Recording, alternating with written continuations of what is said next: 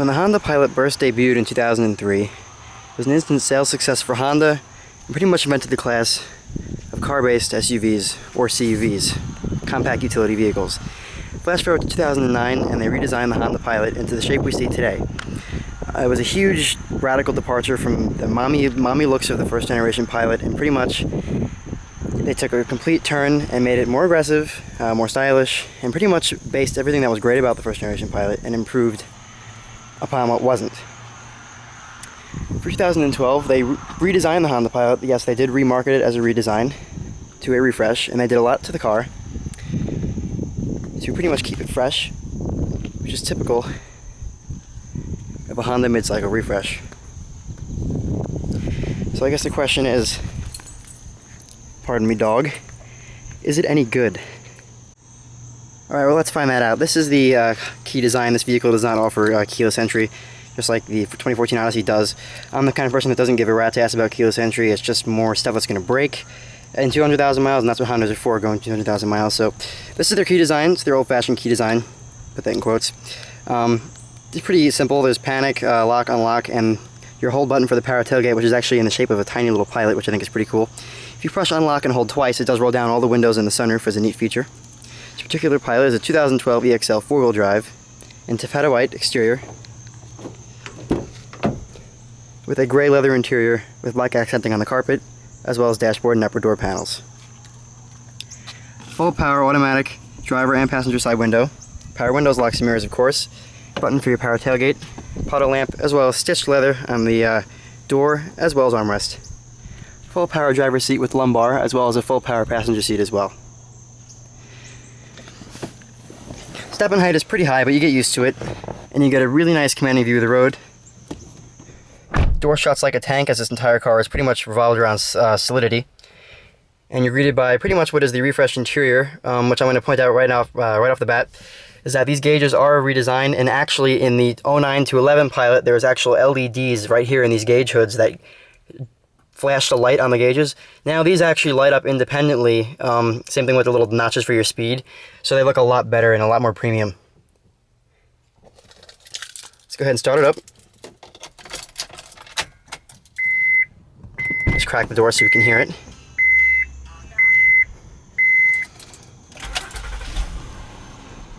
What you're hearing is the J35 V6 and 5-speed automatic. Now, some people do complain that this should be a 6-speed, but after just around 23,000 miles, this car has been very heavily used. It's actually been on cross-country road trips and whatnot.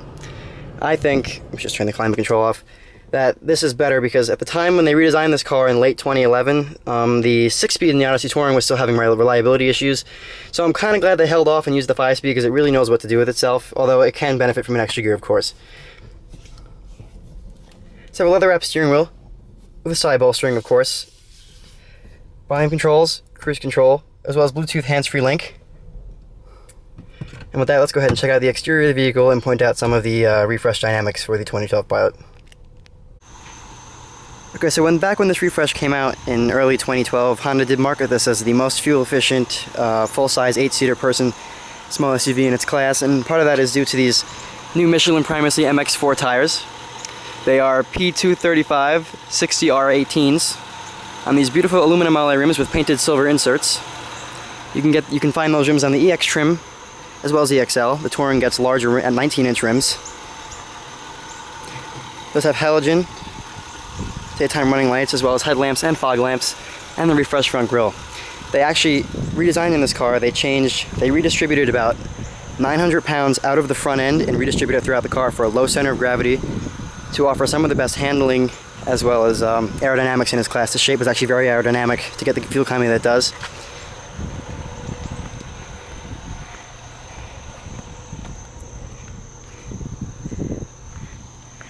They also added a trailer hitch cover.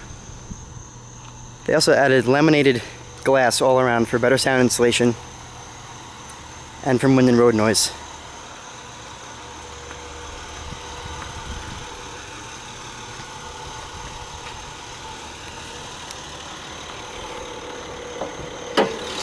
Under the hood is Honda's single overhead cam aluminum block J35 V6 with IV tech and variable cylinder management, which pretty much allows it to run on all 6, 3, or even 4 cylinders, depending on how much power is needed. On a 5-speed automatic, which always knows how much power you need, 0 to 60 times are around 7.4 for a 2-wheel drive and 7.8 for 4-wheel drive, which is actually fairly brisk for this class, and fuel economy, which is 17 city, 24 highway on 4-wheel drive models.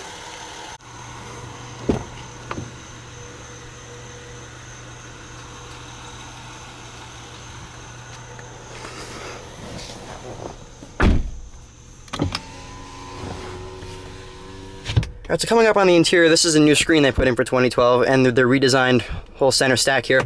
This is standard on all pilots now. It does come with a backup camera, Bluetooth hands-free link, and this is their standard audio display. Okay. The graphics on this screen are actually very nice. You get higher graphics if you get navigation or the touring model, but I personally think this is really nice for as what it is for now. It does have XM satellite radio as well as AM/FM inputs, auxiliary, and there's your clock settings right there to return. Navigating the screen is very easy. Pretty much you can hit display. Honda gives you your thing. You can show a trip computer, what you're getting. We're currently getting 22 combined, which is above EPA. You can show your wallpaper, which is just the standard Honda one. Or you can just show nothing if you're driving at night and you don't want the display, which also comes with a unique little dimmer here where you can dim the display at night so it's not flashing in your face, which I know a lot of people do appreciate. Sound in this car is absolutely amazing. It comes out of a 7-speaker sound system with subwoofer that you do get on the EXL and above. You just find some actual music. That's not from that. Alright, let's just go here.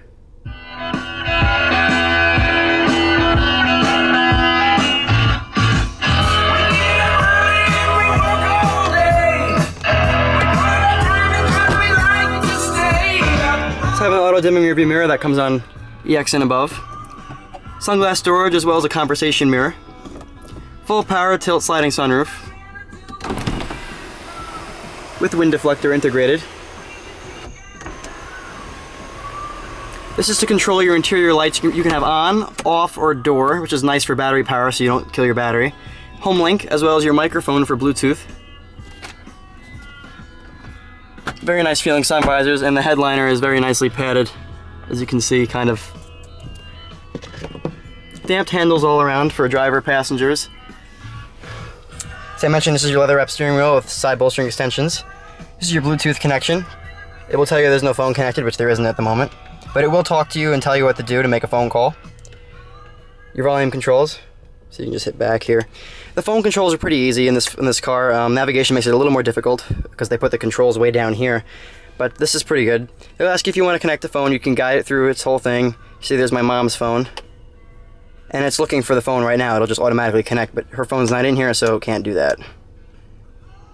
So, to go back, you just hit display. Changing settings is pretty easy. You have a choice between different colored backgrounds and whatnot. Via wallpaper setup, you can upload it via the USB slot in here, or actually through an auxiliary device as well.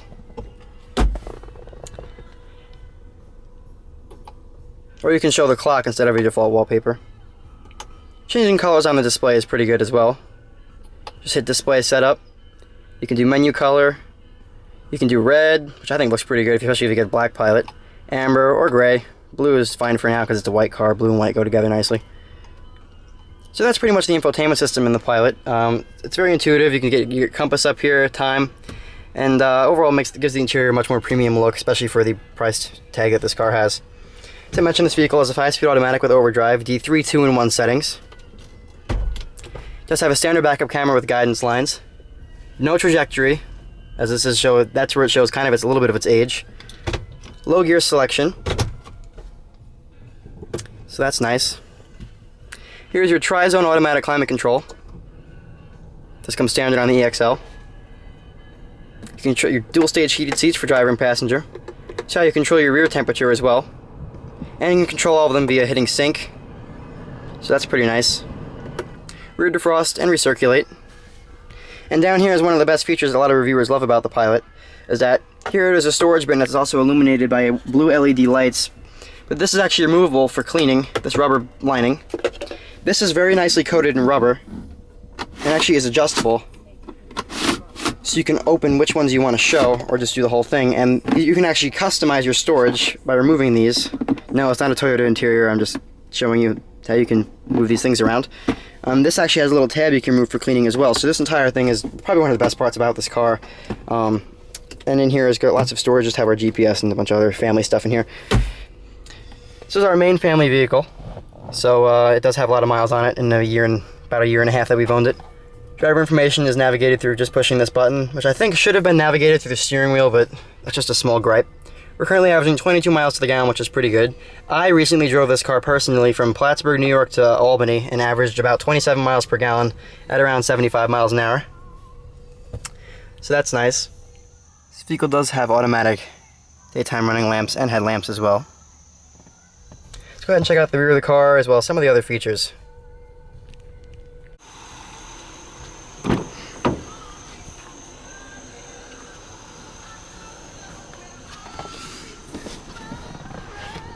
Interior quality does follow through from the front to back, and I did fail to mention that the front dashboard, anybody who's familiar with the 4th generation Honda Odyssey should be very familiar with this interior because it uses the same exact materials, just into a different design. Back here is very roomy. I have plenty of headroom and legroom thanks to this car's design. And this seat is actually all the way back, and look at the room I have. I could just sit here and stretch out. Thigh support is very good. You have a padded armrest with cup holders and a little storage tray. Third seat headrest does rise, and you also have a third seat seatbelt located up there. Reading lamps for both rear passengers. Rear climate control, which you have to turn on from the front, it's locked out. Rear power outlet. And seat pockets. Accessing the third row of this car couldn't be any easier. All you pretty much do is pull here and push forward. And what this reveals is one of the roomiest third rows in the class. In fact, it is the roomiest third row in the class. Getting in is easy, just step here, jump in, and grab the handle. So I'm in here. This seat's all the way back. These seats do slide and recline, both of these, so you can change your legroom pretty much depending on asking the person in front of you to move. We have actually driven with 8 people to a wedding with people back here. I actually wasn't bad. I was in here. Slide this headrest up, which is kind of difficult to do. And that gives you plenty of, I'm actually pretty comfortable. Headroom is very nice. Legroom is not really touching the seat yet, but thigh support isn't any good. This is the third row. However, the comfort, I guess you can see here, is pretty good. You do have rear storage back here as well as cup holders. There's no leather stitching back here, but if this is expected, it's a third row. Chrome storage handles. Oh, and you do get third row air vents. This is perfect. A lot of cars do not give you third row air vents, but this one does. Getting out is just as easy. Stepping height is a little high though.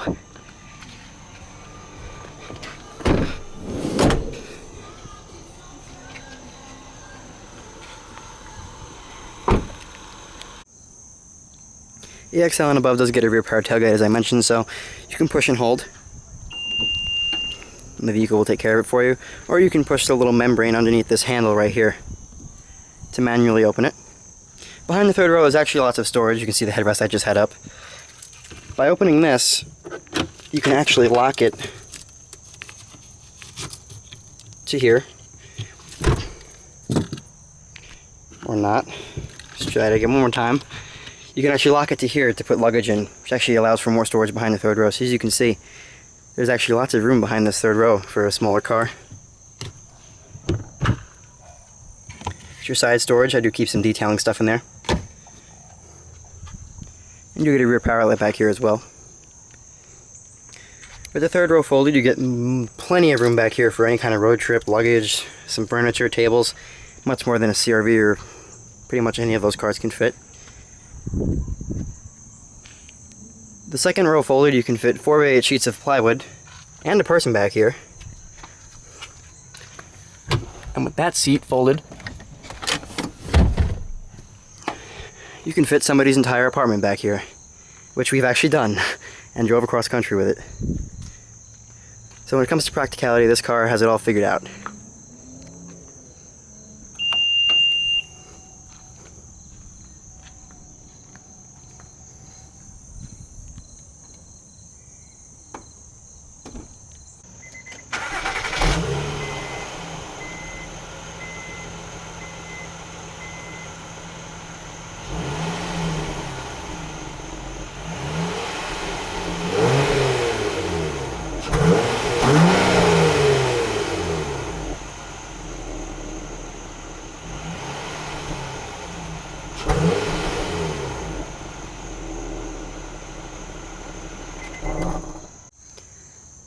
One thing that I did to this car is that I added some LED rear license plate lights, which looks a lot nicer against the white paint.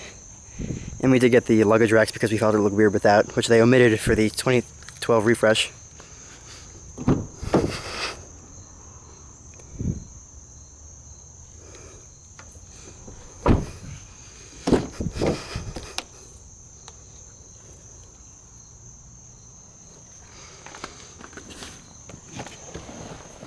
Automatic passenger side window and power driver passenger seat. My bad. One thing about this car I'm going to note, the glove box is nicely damped and it has a light and everything, but it is really small. The owner's manual can barely fit in there, but you do get rubberized storage cubbies that are actually removable for cleaning as well. And you get this, so I can't imagine that it would be that bad. Let's price our Pilot. Pretty much, Basic XL is going to run you about $34,000, which is a great value for all the stuff you get.